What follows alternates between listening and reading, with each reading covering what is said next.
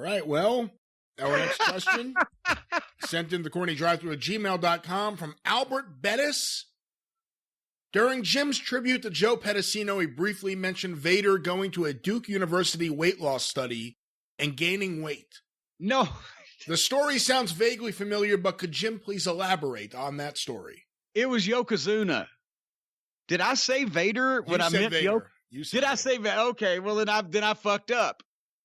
We were talking about I can't remember what the original question was, but we somehow got to fucking large guys. But no, Yoko. It was Yoko that went to when he the Survivor Series 96. That was Rocky's debut, right? Yeah.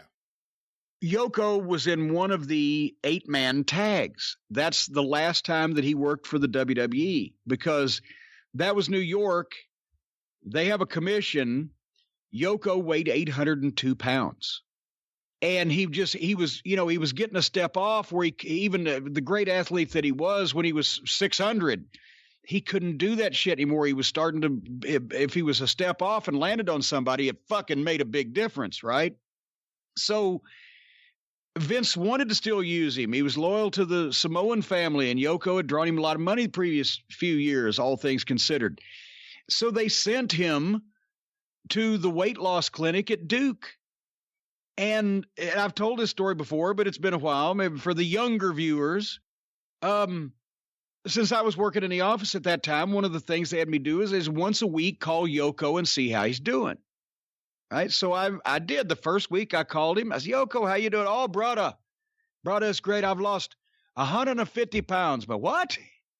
Yeah, it was all fluid, which I know it can be done to some extent because they put Bolin in the hospital several years ago and drained about 85 pounds off of him in a week and a half. So, this shit can take place.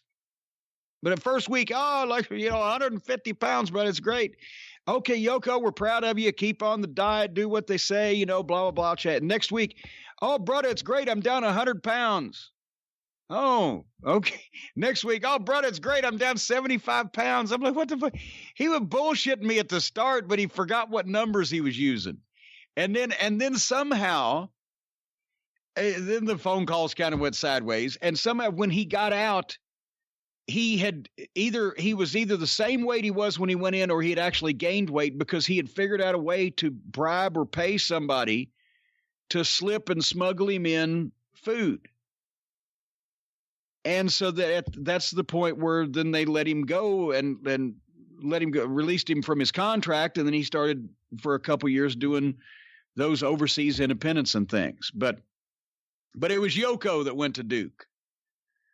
Leon, they put a weight clause in his contract. I've told you that, right, before. That finally they said, well, fuck.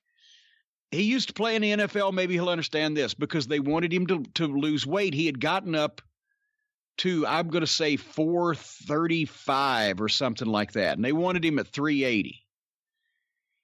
And it wasn't happening. And it wasn't finally when JR said one time, he described it. He said, Leon squealed like a pig under a gate when we put the weight clause in his contract.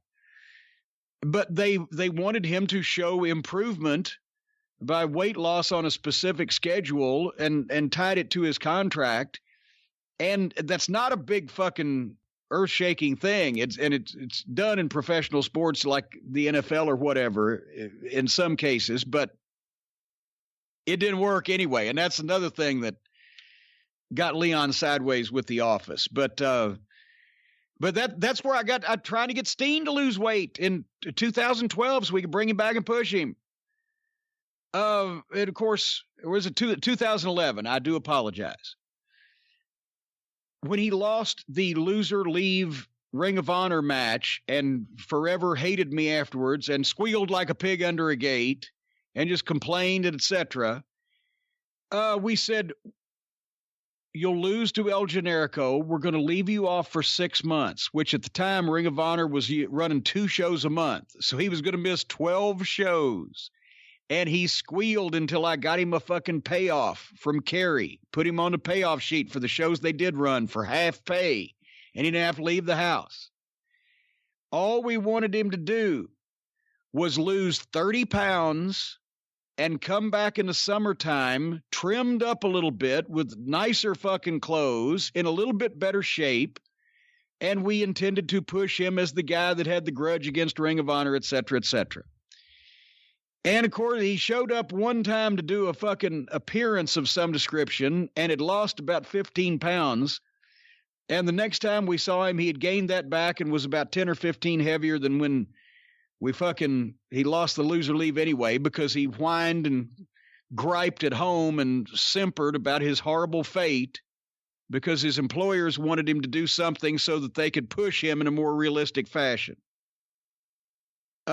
Sometimes you just can't motivate a motherfucker to go on a diet, even if he's supposed to be playing a professional athlete on television.